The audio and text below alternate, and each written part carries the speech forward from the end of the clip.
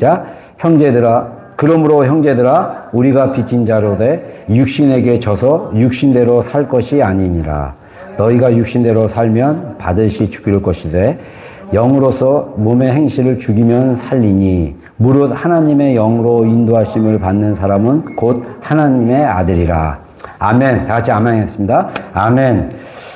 자, 우리가 로마서와 갈라디아서를 통해서 복음에 대해서 자세히 알 수 있는데, 이 복음은 우리가 머릿속에 시스템적으로 딱 이해가 되고 이렇게 공식적으로 이렇게 언더스탠딩이 되기 시작했을 때, 원리를 알게 됐을 때 우리가 하나님의 말씀이 더 분명하게 잘할 수 있어요. 여러분, 제가 예를 들면 지금 생각나는 게, 우리 집에 브리빌 에스프레소 이제 기계가 있어요. 그냥 싸게 샀는데 이게 전압이 4까지 안 올라가요. 2에서 계속 멈춰, 살 때부터. 그래서 그죠? 문제예요. 그래서 이거 하다가 그냥 귀찮아서 냅뒀어요. 이게 너무 압력 세면 또 몸에 안 좋다니까 그냥 적당히 하자. 근데 그걸 가지고 이게 또 좀만 있으면 또 뭐 디스케일링 크림이 해갖고 막 불이 들어오고 불이 꺼지고, 그건 제가 늘 유튜브 보고 유튜버의 그 설명을 듣고 맨날 보니까 사모가 하도 한 2년 그러다 보니까, 그거 외우지도 못했어? 못 외우겠더라고요. 순서 이렇게 누르시고 뭐 해갖고 뭐 이렇게 하고 뭐 이렇게 하고, 그 순서를 제가 한 몇 개월에 한 번씩 이걸 어떻게 외워요? 근데 이거를 그쪽에 굉장히 유튜버나 또 그쪽으로 바리스타나 그쪽으로 잘하는 사람들은 머릿속에 다 입력이 됐을 거예요. 이렇게 해서 먼저 뭐 이렇게 원샷 누르고 물 쫙 빠진 다음에 뭐 이렇게 알람 넣고 뭐 가루 풀고 막 복잡한 과정이 있습니다. 그래갖고 몇 분을 하고 뭐 몇 번 될 때까지 하고 막. 저는 그거 못해요. 볼 때마다 그거 봐야 돼요. 그리고 자세히 보다가 딱 이해가 안 되면 설명을 한번 딱 듣고 해야 돼요. 이게 원리라는 거예요. 작동이 그 기계를 깨끗하게 하고 개운하게 하고 더 성능 있고 효율적으로 하려면 그 원리를 깨달아서 그 원리대로 순서대로 하면 되는 거예요. 여러분, 우리가 복음을 경험하고 복음을 알고 복음으로 살아가려면 이 복음의 핵심적인 가치와 이 복음의 다이나믹한 시스템이 있다라는 거예요. 근데 우리가 이거를 자꾸 모르면 헷갈리기 시작하는 거예요. 그래서 오늘 로마서 말씀 가지고 좀 이렇게 나누겠습니다. 오늘 12절에 보면, 그러므로 형제들아, 우리가 빚진 자로 돼 육신에게 져서 육신대로 살 것이 아니니라. 그래서 12절에 빚진 자는 빚을 졌다는 거예요. 그야말로 빚을 진 겁니다. 근데 이 빚진 자는 뭐냐? 뭐에 빚을 졌냐면 복음에 대한 빚을 졌다는 거예요. 복음이라는 것은 한마디로 얘기하면 예수님의 목숨, 예수님의 피값으로 우리를 사셨다라는 거예요. 그래서 우리는 그냥 구원을 얻은 게 아니라 값지불로 구원을 얻은 거예요. 그래서 성경에서 리뎀이라는 영어 성경에 계속 강조를 하고, 우리만 성경에는 구속, 대속 이런 식으로 표현을 하고 있는 것입니다. 그래서 우리가 어떤 값어치냐? 예수님의 목숨에 대한 값어치를 가지고 우리는, 그래서 하나님이 우리를 존귀하게 여기고 우리 스스로도 존귀한 존재로 여겨야 됩니다. 아까 누구죠? 저기 영상에 나왔던 목사님, 갑자기 이름 생각나네. 예? 뭐라고? 팀 켈러. 팀인데 갑자기 팀 켈러. 제가 요즘 이제 60이 가까우다 보니까 사람 이름이 갑자기 생각이 안 나. 자, 그래서 성경 말씀은 기억이 나야 돼요. 팀 켈러 목사님이 진짜 얼마 전에 암으로 돌아가셨는데, 이분이 뉴욕 안에서 복음, 현대 젊은 그 진짜 어마어마한 거대 도시 안에서 복음을 정리하시고 책을 쓰고 강연을 하시는데 굉장히 탁월하신 분입니다. 그래서 어떤 분들은 평가하기를 현대의 사도 바울과 같다, 이렇게까지 아주 극찬하는 분도 있어요. 이 팀 켈러 목사님의 이 티칭과 이해, 이분은 딴 게 아니에요. 하나님의 말씀을 하나님의 은혜로 깨닫고, 그리고 포스트 모더니즘에 있는 현대인들에게 설명을 잘해주고 있는 분이에요. 근데 이게 우리가 팀 켈러 목사님처럼 복음을 이해하기 시작하면 우리 시대의 삶의 방식과 우리 시대의 나의 정체성, 여기 아까 영상에서는 본질이라는 표현으로 했는데, 우리의 정체성, 이 정체성은 우리의 시작과 끝입니다. 이 정체성으로 우리가 하나님 앞에 굳건히 서 있을 때 우리가 우리 인생의 어떤 상황에서든지 우리가 흔들리지 않고 주님 안에서 서면서 우리가 나아갈 수 있는 능력의 힘의 시스템의 정체성의 문제예요. 근데 우리의 정체성 안에 뭐가 있냐? 우리는 하나님께 빚진 자다. 이게 하나님께만 빚진 게 아니라 복음을 모르는 다른 사람들에게도 빚진 자다. 예수님을 모르는 사람들은 예수님의 피값과 예수님의 구원의 복음을 모르기 때문에 지옥 갈 수밖에 없기 때문에 우리가 그들에 대해서도 빚을 진 것처럼 우리가 이스라엘에게도 빚을 졌습니다. 이스라엘은 하나님의 선택받은 민족이지만 하나님이 이스라엘을 선택했을 때 아니 창세전부터 하나님의 구원의 경륜과 계획이 있었어요.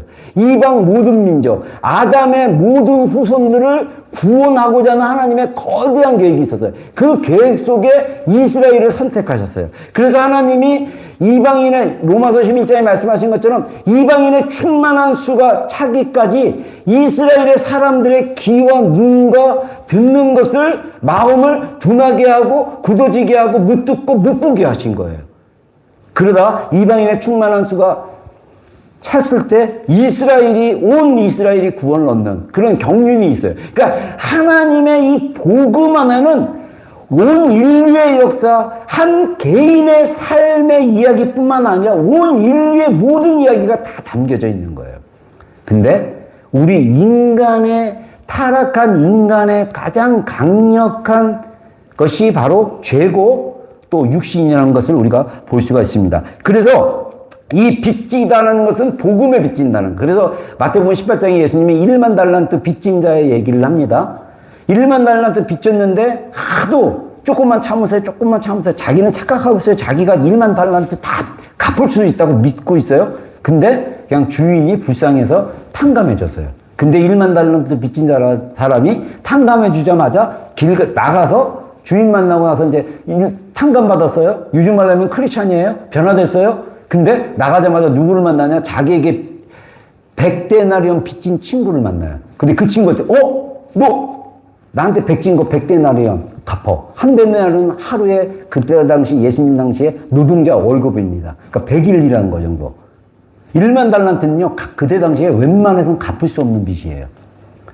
근데 목을 막 조르니까 옆에서 보고 있던 사람이 야 쟤는 1만 달란트 빚을 다 탕감받았는데 야 이거 100데나리온 진짜 1000분의 1 그거밖에 안 되는데 그걸 갖다가 목을 잡고 안 똑같이 이제 내가 갚을 수 있게 좀 조금만 기다리다는데 너 못 믿어. 너 감옥에 쳐넣고 와서 감옥에 쳐넣어버려요. 요즘 말로 하면 고소해갖고 유치장에 보내버리는 거예요.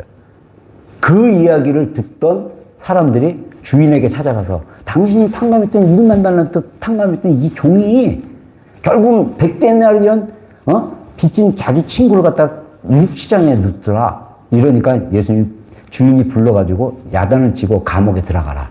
그리고 이 빚을 다 갚기 전에 네가 감옥에 홀이라도 영어 성경 보면 1푼 올이 가장 큰 단위 센트라도 갚지 못하면 너는 감옥에 갇히게 될 거다. 우리가 감옥 속에 살아요. 왜 감옥 속에 사니까? 용서하지 못해서. 우리가 미워해서 감옥 속에 살아요. 그리고 자기가 교만해갖고 다 모든 걸 판단하면 그 사람은 되게 불쌍한 사람이에요. 자기가 하나님입니다. 여러분, 우리가 이 육신의 시스템을 이해해야 돼요. 육신은 헬라어로 사륵스라고 하는데 이게 일반적으로 볼 때는 대부분 부정적인 표현으로 쓰는데 가끔 몇 구절에 육신이라는 것을 그냥 육체로 표현하는 구절도 있기 때문에 일반적으로 부정적이라고 언어 성경에 그렇게 표현되고 있습니다. 표현하자면 인간의 타락하고 자기중심적인 인간성. 더 간단히 말하면 죄의 지배를 받는 자. 그래서 제가 그 언어 성경 그걸 갖다가 이제 영어 번역을 해보니까 하나님 없는 자신의 결정을 내리는 주체. 그러니까 뭐냐면 내가 하나님 없이 내 생각, 내 결정으로 내리는 모든 어떤 것들이 다 뭐냐면 육신의 결정이고 육신으로 살아가는 것입니다.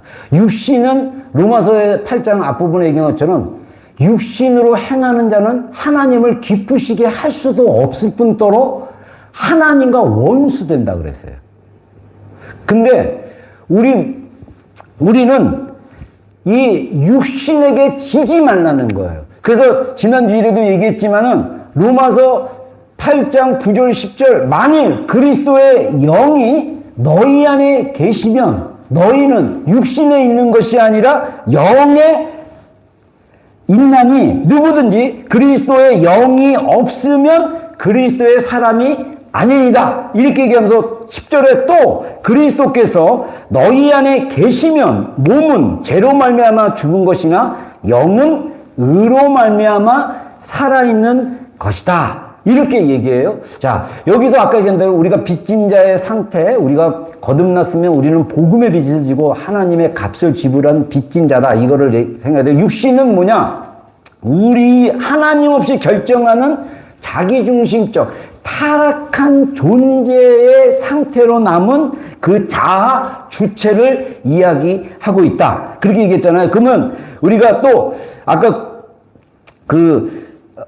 제가 방금 읽어드린 말씀처럼 10절에 보면 또 그리스도께서 너희 안에 계시면 몸은 죄로 말미암아 죽은 것이다. 이렇게 얘기하잖아요. 그럼 몸은 뭐냐는 거예요. 자, 여러분들 우리가 하나님이 아담을 창조할 때 이 땅을 이렇게 우리가 사실은 땅으로 진흙으로 했다는데 더 자세히 보면요. 땅에 먼지, 이 티끌 이런 거를 모아서 했어요. 그래서 이게 땅의 땅의 요소들, 이 물질들을 가지고 땅에서 이렇게 긁어가지고 몸을 만드셨어요. 그리고 하나님이 아담의 코에 숨을 불었어요. 그래서 생명이 됐다 그랬어요. 그래서 인간은 세 파트로 나누죠. 몸, 자연적인 몸. 자, 자기 몸 한번 때려보세요. 이 몸 있어요. 보이진 않지만 내 생각 속에, 내 머릿속에 자아가 있어요. 이 자아는 어떤 자아냐? 하나님 없이 아담이 타락하기 전에는 하나님을 보고 하나님을 기뻐하고 하나님을 사랑하는 자아였어요. 근데 선악과를 먹고 나서 죄가 들어와서 아담의 생각이, 아담의 자아가 타락했어요. 그래서 저주를 받았어요. 그래서 땅도 저주를 받습니다. 그리고 생명, 하나님의 영이 들어가서, 하나님의 숨이 들어가서 아담 안에 영이 생겼습니다. 그래서 우리가 육, 혼, 영 이렇게 얘기합니다. 헬라어 사고는요, 이거를 갖다가 아주 세분화하는데 히브리적 사고는 뭐냐면 하나로 보는 거예요. 몸은 헬라어로 소마라고 하는데 이거는 그냥 피지컬한 몸이라는 그런 단어로 쓰입니다. 근데 오늘 로마서를 자세히 보면요. 로마서 8장 10절에는 그리스도께서 너희 안에 계시면 몸은 죄로 말미암아 죽었다라고 얘기합니다. 그리고 또 나중에 보면 너희 죽을 몸을 11절에 보면 너희 그리스도께서 다시 부활하셨으면 그리스도의 영이 너희 죽을 몸을 살리실 것이다. 이렇게 얘기해요. 그래서 우리의 몸은 이미 죄로 인해서 죽은 상태고 또 우리의 몸은 죽어가고 있는 상태고 죄의 영향을 쉽게 받는 그런 상태다. 우리가 이렇게 볼 수 있습니다. 그래서 우리가 이 육신에게 지지 않으려면 우리가 뭐를 해야 되냐면 몸의 행실을 죽이면 좋아요. 몸의 행실을 죽이면 좋습니다. 우리 조세혁 집사님 여기 골뱅이 써 있는 건 다 지워주고 성경 구절만 좀 띄워주세요. 몸의 행실을 죽이는 거. 고린도전서 9장 26절로 27절. 그래서 제목 있는 건 다 빼놓고 나머지 PPT 전체 제목 있는 거 빼주면 돼요. 지우면 돼요. 골뱅이 있는 거 싹 지워주세요. 자, 몸의 행실을 죽이는 거에 대해서 우리 한번 보겠습니다. 몸의 행실을 죽이는 거.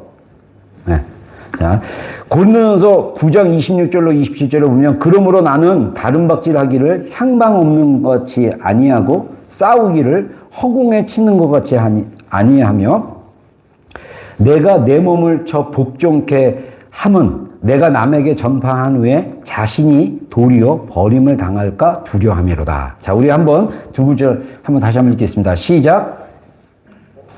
고린도전서. 이거. 이 말씀 맞아요. 이거. 그러므로 나는 다른들에게 없는 것 같지 아니하고 싸우기를 허공에 치는 것 같지 아니하며 내가 내 몸을 저 복종하면 내가 남에게 전파한 후에 자신을 버림을 당할까 두려함이로다. 자, 여기서 우리가 아까 제가 우리 본문의 13절에 육신대로 살면 반드시 죽지만 영으로 몸의 행실을 죽이면 산다 이렇게 얘기했어요. 그러니까 육신의 생각으로 따라가지 않기 위해서 우리가 해야 되는 작업이 먼저 뭐냐면 몸의 행실에 이 생각과 우리 육신의 생각과 몸이 같이 연결되어 있어요. 그래서 우리가 몸의 행실을 성령님을 통해서 죽이는 작업을 하게 되면 우리가 자연스럽게 육신의 생각이 우리를 압도하지 않는다라는 원리를 얘기하고 있습니까? 아까 얘기한 대로 제가 에스프레소 기계를 갖다가 크리미 뭐 이런 거 디스케일링 할 때 순서가 있어요. 먼저 원산 눌러서 물 내리고, 그 다음에 뭐 저기 히트하고, 그 다음에 뭐 이렇게 뭐 저기 막 뜨거운 물 내리고, 막 이런 식으로 순서가 있어요, 순서가. 그 순서대로 하라는 거예요. 그리고 이 순서를 갖다가 10분 이상 중지하지 말고 물이 다 없을 때까지 해라고. 그렇게 해야 이게 원 기능대로 회복이 된다. 이렇게 얘기를 합니다. 여러분 이것도 마찬가지예요. 우리가 육신의 생각에 지는 이유가 뭐냐면 성경에는 너희 안에 그리스도의 영이 있냐? 그러면 너는 육신에 있는 게 아니야. 너의 영은 살아있는 거야. 너의 영은 의롭게 된 거야. 그래서 너희가 이 의로운 삶을 살 수 있어. 근데 우리가 그렇게 살지 못하면 우리가 육신에게 져서 죽을 수밖에 없다. 그러면 육신에게 지지 않기 위해서는 어떻게 해야 되냐? 몸의 행실을 죽여라. 성령님을 통해서 죽여야 돼. 성령님으로 성령으로서 몸의 행실을 죽여라. 이렇게 얘기하잖아요. 근데 몸의 행실을 죽이는 것을 사실은 사도 바울이 여러 성경에서 강조를 했습니다. 대표적인 게 고린도서 9장이에요. 고린도 교회는 여러분들 알다시피 은사가 굉장히 활성화된 교회였습니다. 그래서 이 고린도 교회가 고린도서 8장, 지금 제가 이런 소본문 9장 이전에 8장에 이슈가 있었어요. 고린도 교회 안에. 어떤 이슈가 있었냐면, 고린도 교회 성도들이 시장에서 고기를 사다 먹는데, 이 고린도 도시에 있는 시장에 파는 거의 90% 이상, 어떤 분은 100%라고 했는데, 이 고기들은 다 어디를 통해서 들어오냐면, 그때 당시에 있었던 성전에서 이 비너스에게 이 제사드린 제물로 드려진 고기들이 시장에 유통이 되는 거예요. 그래서 고린도 도시에서 고기를 사 먹는다라는 것은 우상의 제물을 먹는 일이에요.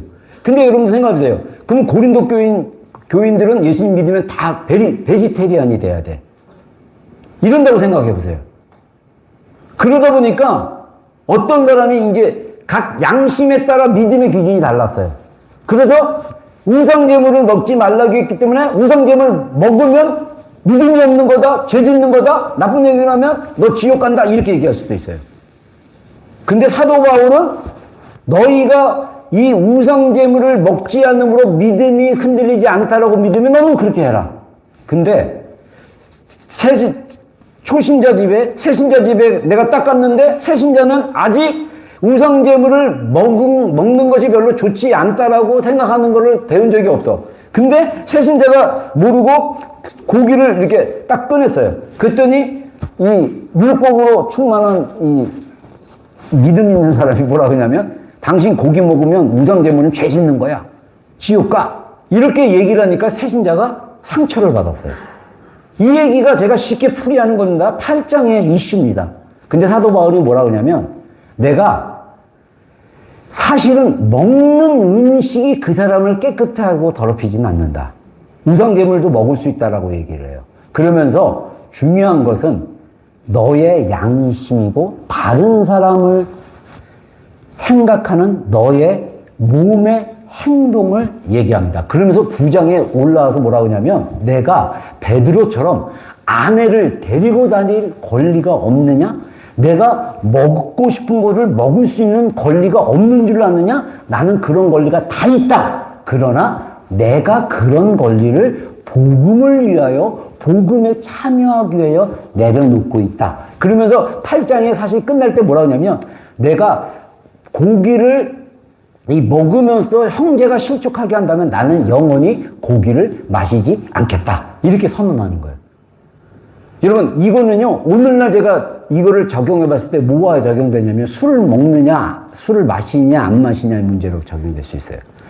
어떤 사람은 예전에 우리 부교육자 중에 한 명이 그랬어요. 뭐라 하냐면 술 먹으면 죄를 짓는다. 그래서 심지어 자기의 그 논리를 설명하기 위해서 뭐라 하냐면 포도주에는 알코올이 없었다. 그러니까 예수님 당시에 먹었던 포도주에 알코올이 없었다까지 얘기를 해요. 그래서 내가 그거는 너무 나갔다. 성경에 보면 예수님이 포도주에 취했다라고 얘기한다. 실제로 알코올이 있었던 거예요. 근데 성경에는 디모데에게 사도 바울이 네가 몸이 약하니까 안 좋으니까 포도주를 마셔라 이렇게까지 얘기를 해요. 포도주가 심장에도 좋고 뭐 혈액순환에도 좋고 막 이러는 거예요. 근데 중요한 거는 술을 먹느냐 마시냐의 문제가 아니라 술이 취했을 때 오는 문제입니다. 여러분, 육신은요 우리의 몸을 컨트롤하기를 되게 좋아합니다. 이미 육신은 죄로 말미암아 죽은 거예요. 우리가 육신의 몸의 행실을 죽일 수 있는 가장 좋은 방법은 뭐냐면 절제를 하는 것입니다. 술 한 잔, 목사님 저는 술 한 잔 하면 괜찮아요. 마시다 보면 취해요. 그러면 육신으로 가는 거예요. 여러분, 오늘날 육신의 생각이 몸을 망치는 이유가 뭡니까? 몸으로 하여금 자꾸 죄를 짓게 만들어요. 몸으로 하여금 자꾸 하나님을 싫어하게 만들고 하나님의 자리, 하나님께 영광 돌릴 그 자리에서 자꾸 이렇게 육신이 우리 안에 있는 죄가 몸을 자꾸 이렇게 컨트롤하는 거예요. 그래서 우리가 이 육신의 생각을 꺾는 방법 중에 하나는 몸의 행실에 초점을 맞춰서 이 몸의 행실에 뭐가 필요하냐? 절제가 필요한 거예요. 그래서 사도 바울이 내가 내 몸을 복종케 함은이라는 이야기를 하는 게 그겁니다. 여기서 또 잘못 오해하면 사도 바울이 구원을 잃어버리니까 두렵다라는 표현으로 오해할 수 있는데 영어 성경에 보면 버림을 받는다는 게 뭐냐면 커러피케이션. 그러니까 하나님께 상을 받아야 되는데 이 상을 받지 못하는 그 수준에서 떨어질까 두려워한다. 이런 의미예요. 왜냐? 26절에 보면 나는 다른 박질하기를 향방 없는 것 같이 하고 싸우기를 허공에 치는 것 같지 아니하며 이 앞구절에 고린도 교회는 신전도 있었지만 요즘 하는 올림픽 경기장도 있었어요. 그래서 올림픽 경기장에 육상이나 요즘 얘기하는 격투기나 뭐 이런 것들을 하고 있었어요. 근데 그래서 고린도 교회 성도들은 이 자기 도시에 있는 스포츠에 대해서 다 알고 있어요. 근데 그들의 몸의 행실을 이 운동하는 자들, 운동장에서 다른 박진하는 자들의 목표가 뭐냐? 면류관 받게 하는 거 아니냐? 그들이 면류관을 받기 위해서 스스로 절제한다는 거예요. 여러분, 우리가 하나님 나라에 갔을 때 하나님 하나의 상급이 있습니다. 이 상급을 해서 우리가 이 땅에서 절제하는 삶을 사는 거예요. 그게 몸의 행실을 조절하는 거예요. 나는 목사님 여기에 술 먹으면 그거 죄가 안 짓는다는데, 근데 성경은요, 술 취하지 말라고 얘기하고 있어요. 그리고 그 성경의 디모데에 보면 여자들이 집을 돌아다니면서 술을 마시고 막 이런. 그래서 장로를 세우거나 집사를 세울 때 술에 임박하지 아니하고, 이 말은 뭐냐면 술에 취해서 이렇게 술을 좋아하는 자로 하지 마라 라고 얘기합니다. 뭐냐? 몸의 행실로 그 사람의 정신을 볼 수 있고 몸의 행실로 우리의 생각이, 육신은 자꾸 우리 몸으로 죄를 짓게 합니다. 육신은 자꾸 우리의 몸으로 절제를 못하게 해요. 여러분, 오늘날 디지털 시대에 우리가 절제가 안 되잖아요. 목사님, 저도 뭐 이렇게 보다 보면 이게 자꾸 알고리즘에서 이렇게 보면 이게 보다 보면 벌써 한시간 훅 가요. 쑥쑥 가잖아요, 뭐. 요즘은 뭐 30초, 1초짜리도 막 한다며요. 저도 그거 몇 개 보다가 뭐 이거 계속 보고 있냐. 보다 보면 그냥 하는 거예요. 나도 모르게 육신이 그냥, 내 몸이 그냥 그 행실이 그냥 하는 거예요. 어마어마한 시대에 살고 있는 거예요. 우리가 하나님의 영을 따라가기가 정말 힘든 시대에 우리가 살고 있다. 이렇게 이야기하고 있습니다. 그래서 우리의 몸은 쉽게 육신의 영향을 받아 죄를 짓고 하나님을 기쁘시게 못하는 거에 집중하게 만든다는 거죠. 그래서 죄는 자연적이고 정상적인 것을 죄로 만들어버리게 하고 악한 것으로 돌려버리려고 애를 쓴다. 자, 우리 안에 죄가 있습니다. 이게 또 복음에서 얘기하는 거예요. 복음에서, 이게 로마서 7장의 주제죠. 우리 안에 하나님을 원하는, 내 마음으로는 하나님을 원해요. 이게 우리가 거듭났기 때문에 하나님의 새로운 자아가 생겼어요. 하나님을 사랑하는 자아가 생겼어요. 이게 하나님을 원하는데 내 몸의 지체의 한 부분에서 죄가 나를 갖다가 이렇게 끌어당겨요. 끌어당겨서 죄를 짓게 만든다라는 거예요. 그래서 사도 바울이 진짜 고백을 합니다. 오호라, 나는 공고한 자니라. 누가 나의 사망의 몸에서 나를 자유케 해줄 거냐 라고 시인의 고백으로 고백을 해요. 그리고 나서 8장 1절로 딱 넘어가는 거예요. 누구든지 그리스도 안에 있으면, 그러므로 그리스도 안에 결코 정죄함이 없나니 이는 생명의 성령의 법이 죄와 사방의 법에서 너를 해방하였습니다. 여러분, 우리 안에 사도 바울이 육신의 생각, 죄의 영향력 안에서 고통스러워하던 자신의 모습을 표현하면서 복음으로 선포를 하는 거예요. 그리스도 안에 있으면 결코 정죄함이 없다. 생명의 성령의 법이 죄와 사망의 법에서 우리를 해방하였다. 할렐루야. 여러분, 복음을 믿는 게 굉장히 중요해요. 복음을 이해하고 복음을 믿고 복음을 인식하고, 그래서 이 생각의 시스템이 그쪽으로 맞춰주려면 우리의 육신의 절제, 육신의 통제가 필요하다는 것입니다. 그래서 우리가 제어해야 될 몸의 행실이 필요하다는 것입니다. 그래서 저는 구체적으로 사실은 한 2가지 정했는데 설교가 길어질 것 같아서 한 가지만 얘기할게요. 제가 묵상한 건데, 우리 몸의 행실 가운데 가장 강력한 게 뭐냐? 저는 눈이라고 그래요. 눈이라고 생각합니다. 눈으로 보는 거. 예수님도 마태복음 6장에 22절, 23절. 제가 그렇게 생각을 해서 성경을 찾다가 레퍼런스를 받은 거예요. 논문 쓰는 거예요, 이거 논문. 레퍼런스가 있는 예수님이 눈이 몸의 등불이라고 선언하십니다. 자, 마태복음 6장 22절, 23절 한번 읽겠습니다. 시작.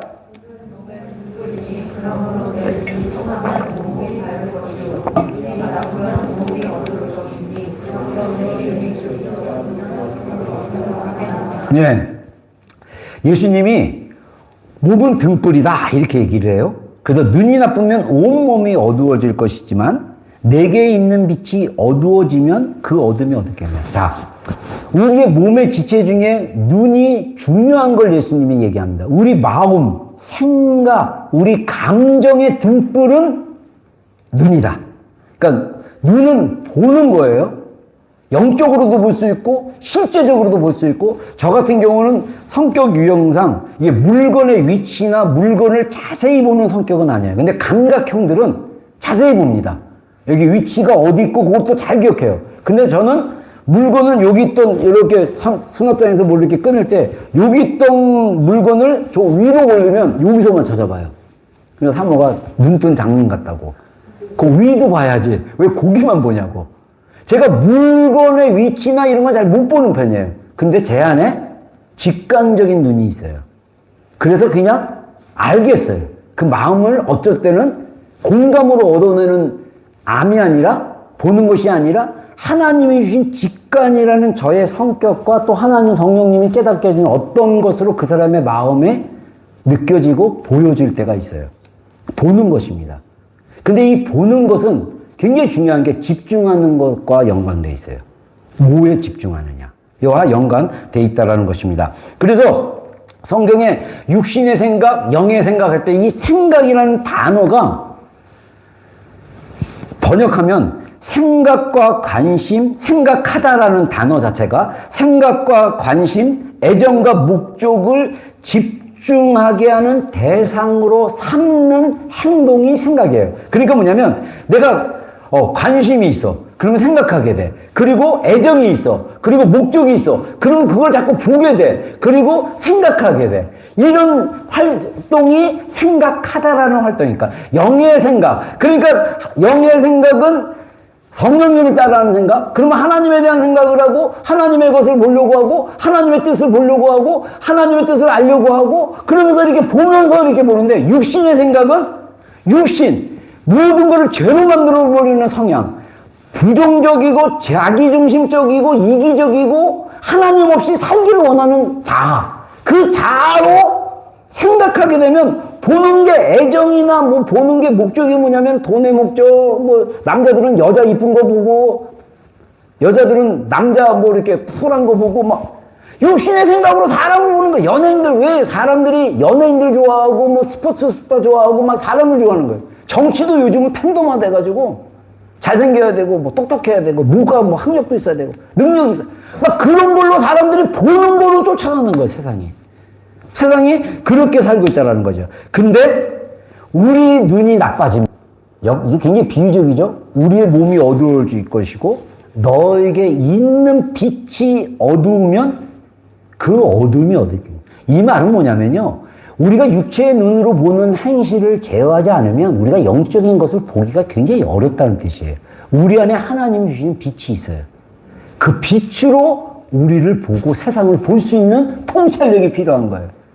우리가 예수님 안 믿는 사람처럼 똑같이 물욕에 있고 소유욕에 있고 그 다음에 인기를 따라가고 그 다음에 뭐 사람들에게 어떤 걸 따라가고 글수를 따라가고 보기에 좋은 것으로 따라간다는 것은 그 사람 마음 안에 있는 빛이 어두워진 거야. 그거는 뭐냐? 육신의 눈이 어디로 향하고 있냐는 거예요. 성공하는 사람, 사람들이 나를 어떻게 보는데 관심 있고 우리의 육신의 이 눈을 집중해야 돼요. 이게 굉장히 중요한 영역이 아닌가 이렇게 생각합니다. 예수님께서 이 마태복음 제가 이 말씀이 기억나가지고 마태복음 6장 한번 쭉 읽어보니까 놀라운 말씀을 하세요.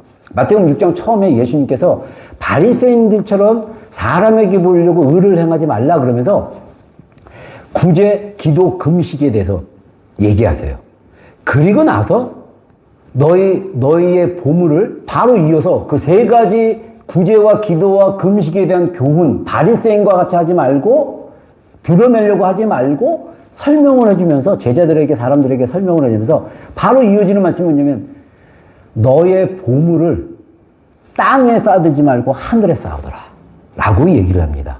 그래서 땅에는 도둑도 있고 좀도 쓸고 하니까 하늘에는 그런 게 없으니까 하늘에 쌓아둬라 이렇게 말씀하시면서 뭐라고 얘기하냐면 이어서 24절에 그 말씀을 보물 얘기를 하면서 한 사람이 두 주인을 섬기지 못할 것이니 혹 이를 미워하고 저를 사랑하거나 혹 이를 중요히 여기고 저를 경히 여김이라 너희가 하나님과 재물을 겸하여 섬기지 못하느니라. 예수님이 그래서 어떤 성경학자들은 뭐라 하냐면 예수님이 딱 하나님과의 라이벌을 누구로 했냐? 재물로 했다. 이 재물이라는 단어가 맘몬이라는 헬라어로 해석됐고 맘몬이 머니가 되고 하는데 사실은 그게 그때 당시에 맘몬이라는 신이 있었어요. 돈의 신인 거예요.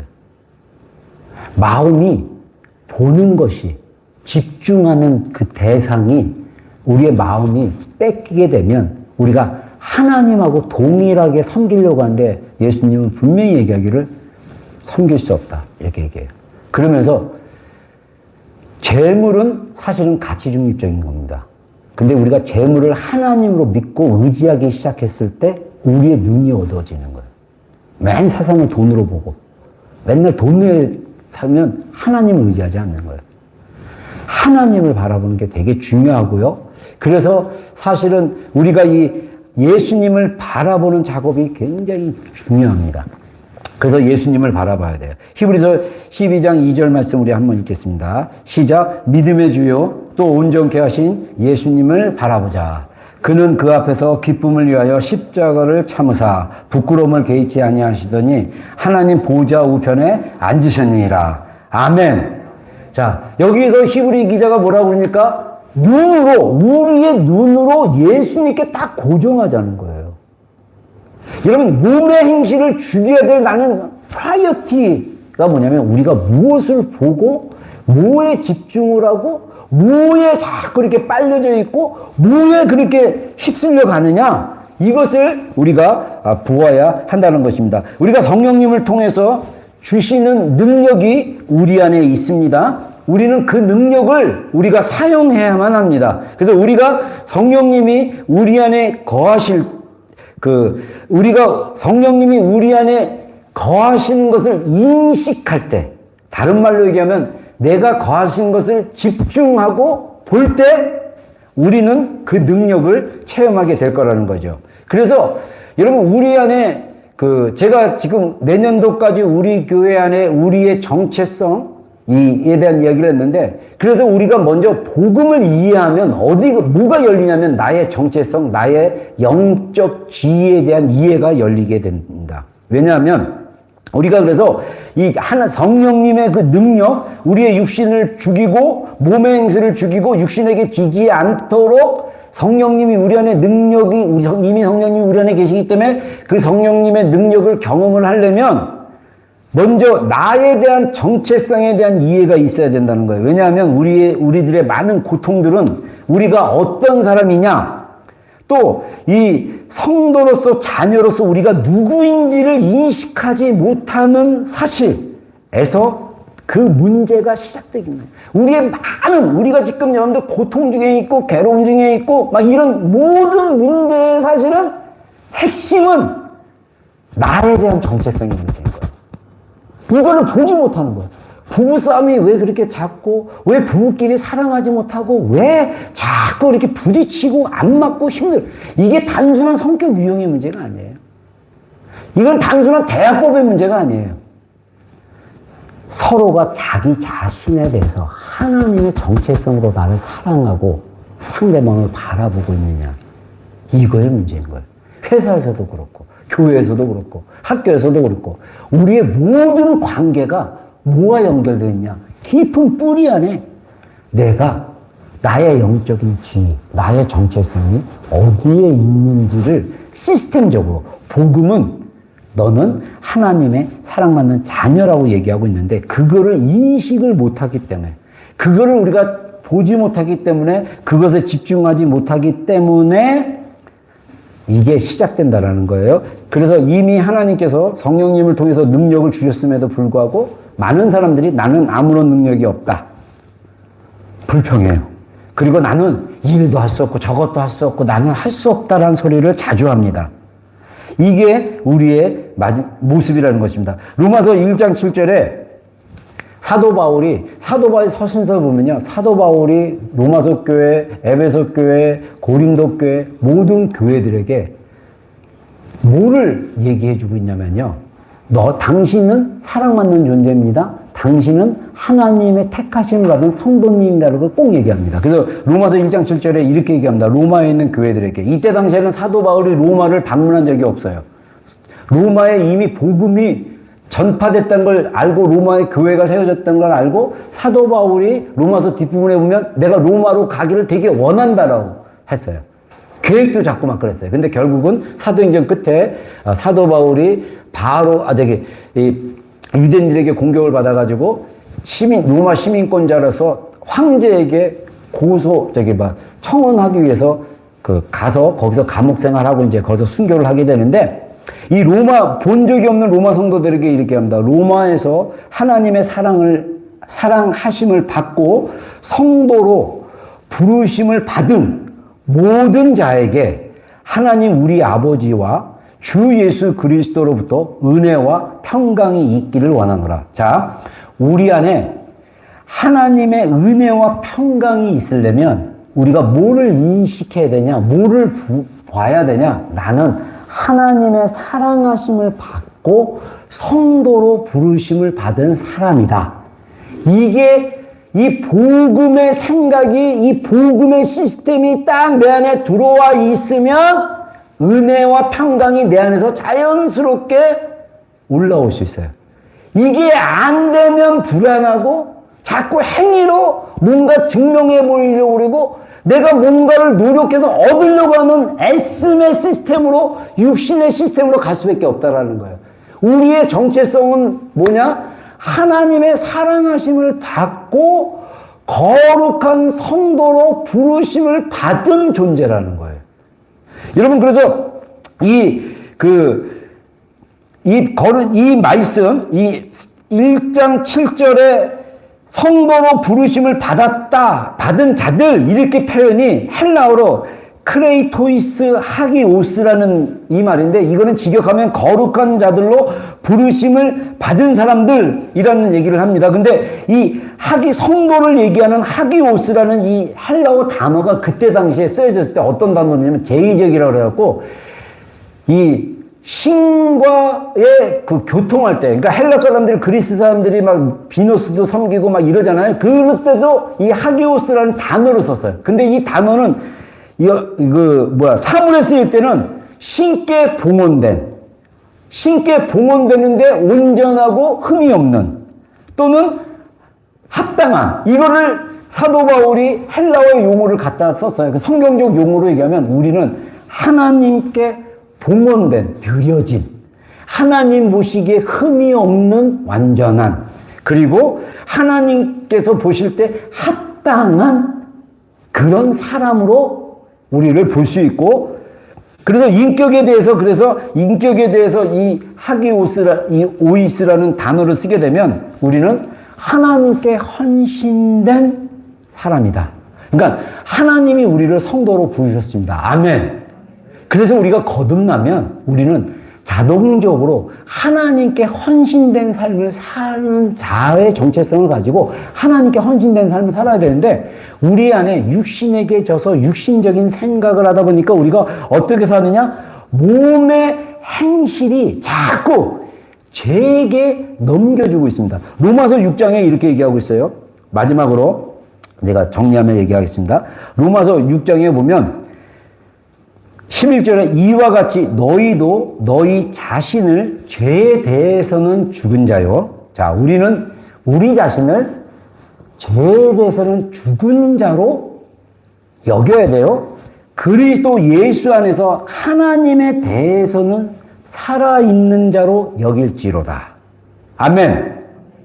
그러므로 너희는 죄가 너희 죽을 우리 바디를 지배하지 못하게 하여 몸의 사욕, 몸의 정욕에 순종하지 말고, 또한 너희 지체를 불의의 무기로 죄에게 내어주지 말고, 오직 너희 자신을 죽은 자 가운데서 다시 살아난 자 같이 하나님께 드리며 너의 지체를 의의 무기로 하나님께 드리라. 자, 로마서 6장에도 중요한 포인트, 우리가 믿음으로 몰려게 되는 나의 몸은, 나는 나 자신이 죄에 대해서는 죽은 자로 여겨야 되는 거예요. 그걸로 여기려면 우리가 어떻게 선택을 해야 되냐면, 나의 몸의 지체, 자, 우리의 몸의 지체는 파트를 얘기하는데, 이게 저는 오늘 말씀 실천에 얘기한 것처럼 눈을,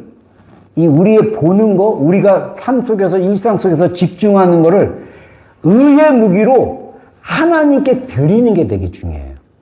우리가 보는 거, 만약에 여러분들이 이 설교 듣고 또 기도하고 이래서 감동받았는데 삶 속에서 계속 예전과 같이 보는 거, 집중하는 거에 별로 바뀐 게 없다. 그러면 우리는 여전히 육신적인 삶에 우리의 몸을, 우리의 눈을 그렇게 내어주고 사는 거랑 똑같은 거예요. 그러다 보면 우리의 신앙에 발전이 없고 변화가 없고 성장이 안 되는 거예요.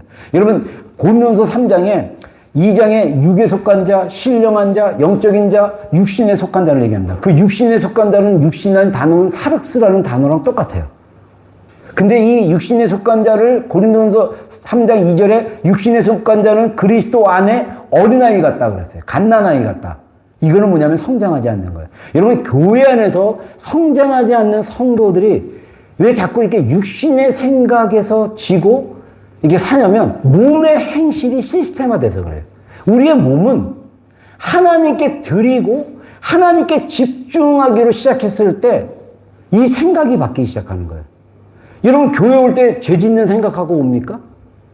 여러분, 기도할 때 뭐 이렇게 저기 세상적인 생각 가지고 막 거기에 몰입해서 기도합니까? 우리가 하나님 앞에 있을 때 우리가 어떻게 합니까?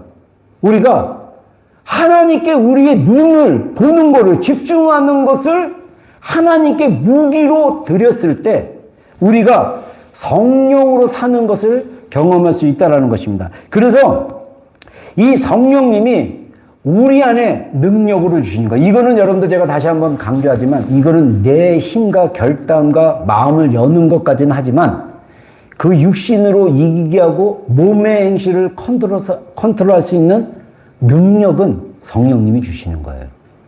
근데 나를 여기서 말한 6장에서 말한 것처럼 우리 몸을 죄로 너희 자신은 죄에 대하여 죽을 자여 그리스도 예수 안에서 하나님께 대하여 살아있는 자로 여길지어다. 여기는 게 되게 중요해요. 그래서 여기다라는 이 헬라어는 로기조마인데 이거는 결론을 내다, 세물하다, 계산을 하다 이렇게 얘기합니다. 그러니까 뭐냐면 나는 내 자신은 이미 죄에 대해서 죽은 자신이다. 그리고 하나님에 대해서는 살아있는 자다. 이거를 결론으로 나의 육신은 십자가에 못 박힌 상태고 나의 자아는 십자가에 못 박힌 상태고 그래서 나는 이제 내가 사는 것은 내가 아니라 내 안에 그리스도가 사는 거다. 이거를 여기라는 거예요. 결론을 내리라는 거예요. 그거를 갖다가 계산 딱 끝내버리라는 거예요. 끝내버리라.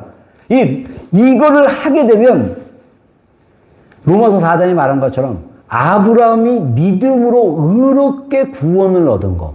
그게 은혜로라는 것을 이해하게 되는 거예요. 우리가 자꾸 아까 팀 켈러 목사님 말한 것처럼 이 포스트 모더니즘에서 많은 사람들이 자꾸 행위로 자기의 정체성을 살려고 자기 스스로를 증명하려니까 이게 엄청난 스트레스의 그 압박을 받게 된다 이렇게 얘기하는데 우리가 은혜와 평강 속에 살면요.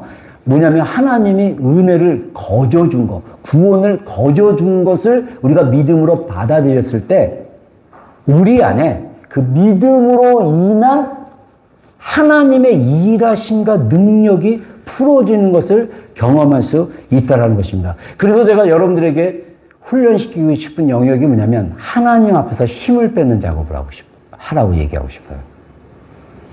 여러분 자꾸 자기를 증명하려고 살지 마세요. 배우자에게 자기를 증명하려고 하지 마. 사람들에게 회사에서 자기를 증명하려고 하지 마. 사람들의 관계에서 사람을 기쁘게 하고 나를 기쁘게 하려고 하지 마세요. 그냥 힘을 빼세요. 편안하게. 모든 것이 은혜로다. 당연한 것이 아니라 은혜로다. 은혜로 받았다라는 시스템을 가지게 되면 우리가 다른 것을 경험하게 됩니다. 그래서 그 로마서 4장 얘기하고 기도하겠습니다. 그런즉 육신으로 우리 조상인 아브라함이 무엇을 얻었다 하며 만일 아브라함이 행위로서 의롭다함을 받았으면 자랑할 것이 있으려니와 하나님 앞에는 없느니라. 우리가 로마서 4장 2절에 아브라함의 의롭다 하심이 행위로 아브라함이 자기를 의로운 행위로 했다면 자랑할 것이 자기에게는 자랑거리가 돼요. 내가 하나님께 의로움 받았어. 왜? 내가 이렇게 이런 행위를 통해서. 사람들한테 내가 하나님께 의롭다고 받았어. 왜? 내가 이런 행위를 통해서. 근데 하나님한테는 그 행위로 의로움을 받을 수 없기 때문에 하나님한테는 없다라고 선언합니다. 3절에 성경이 무엇을 말하느냐? 아브라함이 하나님을 믿음에 그것이 그에게 의로 여겨진 바 되었느니라. 창세기에 아브라함이 이미 아브라함이 이미 나이가 다 찼는데도 불구하고 하나님이 너는 내년에 아들을 얻게 될 것이다 했을 때 아브라함이 믿었어요. 그랬을 때 하나님이 아브라함이 그 믿음으로 고백하고 믿은 것을 의로 여겼다라는 거예요. 여겼다라는 것은 결론을 내린 거예요. 하나님이 아브라함이 믿는 그 믿음을 통해서 의로운 자로 하나님이 결론을 내린 거 셈을 치는 것입니다. 그러면서 4절에 일하는 자에게는 그 싹이 은혜로 여기지 않고 보수로 여겨지니와. 그러니까 뭐냐면 일하는 사람은 누가 돈을 주면 그거 내가 당연히 일한 것 때문에 여기 받는 보수로 생각하지 은혜라고 생각을 안 해요. 거저주는 거로 생각을 안 한다는 거예요. 그냥 여긴다는 거예요. 결론 짓고 그래 내가 8시간 일했으니까 이만큼 돈을 줬지. 세만 거로 끝내요. 근데 일을 아니할지라도 경건하지 아니한 자를 의롭다고 하시는 이 하나님을 믿는 자에게는 그의 믿음을 의로 여기시나니. 그러니까 뭐냐면 나는 나의 구원을 위해서 내가 착한 적도 없고 내가 이런 적도 없고 아까 팀 켈리 목사님 말하는 것처럼 뭐 100년 후에 몇 년 후에 내가 의롭게 되면 완전해지면 그때 인정하는 게 아니라 죄인 되었을 때 내가 일도 안 하고 내가 경건하지도 않았는데 하나님이 의롭다고 하셨는데 그것을 믿는 자에게는 그의 믿음을 하나님이 의로 여기신다는 거예요. 여러분 이게 굉장히 중요한 원리가 있어요.